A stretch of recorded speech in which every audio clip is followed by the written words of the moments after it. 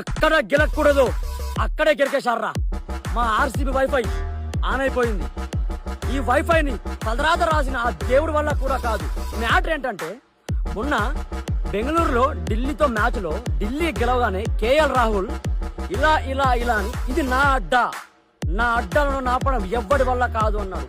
సరే అది నీ అడ్డా కావచ్చు కేఎల్ రాహుల్, బట్ ఈ నెల 21న మా కింగ్ కోహ్లీ అడ్డా అదే ఢిల్లీ గ్రౌండ్. అదే గ్రౌండ్ లో మిమ్మల్ని ఉరికించి కొట్టకపోతే మా కింగ్ కోహ్లీ కాదురా.